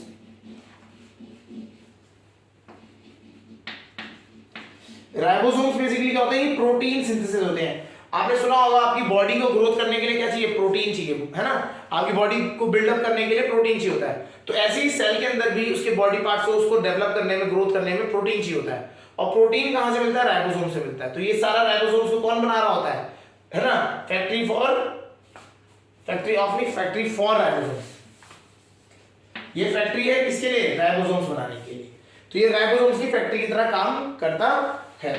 ठीक है, क्रोमैटिन मटेरियल क्या होता है, यहां पे हमें क्रोमोसोम्स मिलते हैं, क्या मिलते हैं, क्रोमोसोम्स मिलते हैं, है ना। इस जगह पे हमें क्या मिलते हैं, क्रोमोसोम्स मिलते हैं दैट कैरी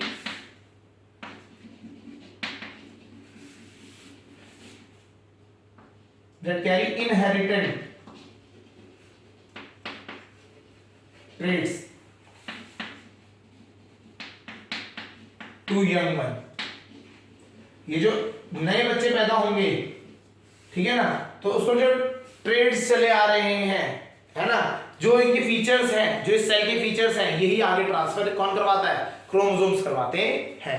तो क्रोमोसोम्स ही रिस्पॉन्सिबल है जो रिप्रोडक्शन के टाइम पे कि इस ये जो सेल है इसका जो जंगमन होगा बिल्कुल इसी तरह दिखाई देगा। तो क्रोमोसोम्स का रोल होगा।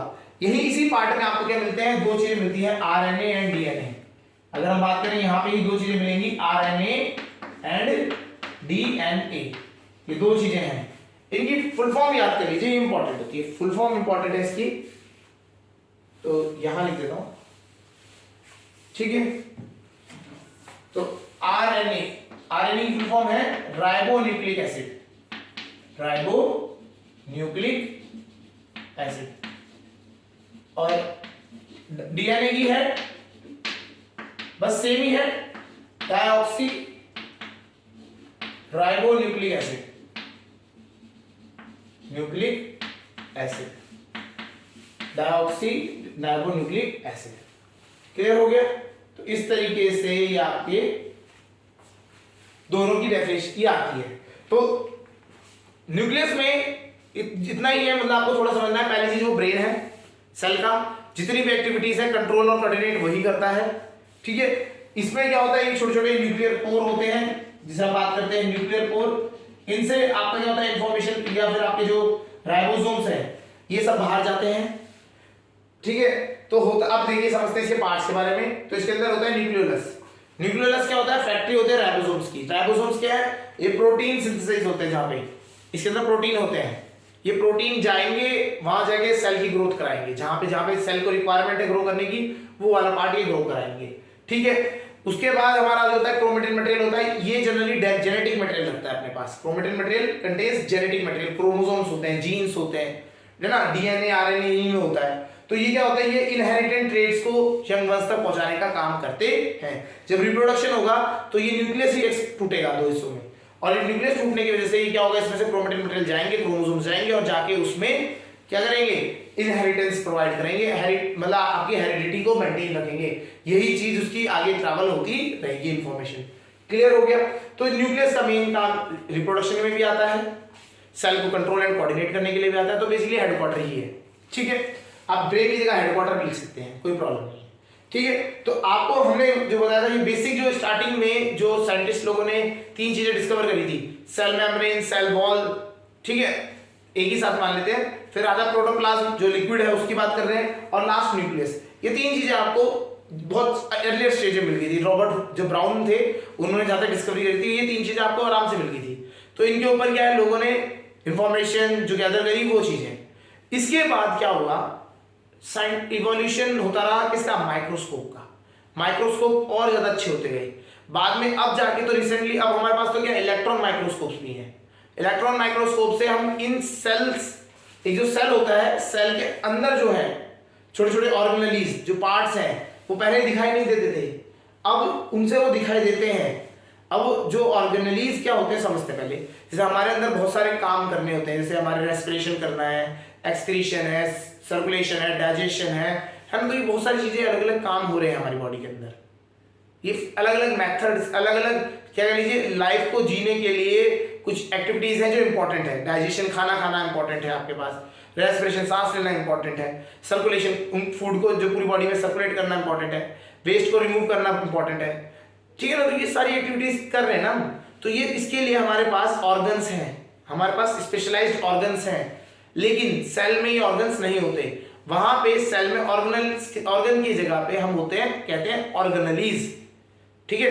तो हम उन ऑर्गेनेलीज को हम पढ़ेंगे नेक्स्ट लेक्चर में कि कौन कौन से ऑर्गेनेलीज हैं, हम उनको समझेंगे, उनके फंक्शंस को समझेंगे, डायग्राम बनाएंगे plant cell and animal cell का, तो उससे हम क्लियर करेंगे कहां पे क्या क्या काम होता है। मजेदार रहेगा, वो करेंगे हम नेक्स्ट लेक्चर में, ठीक है। आज के लिए इतना ही।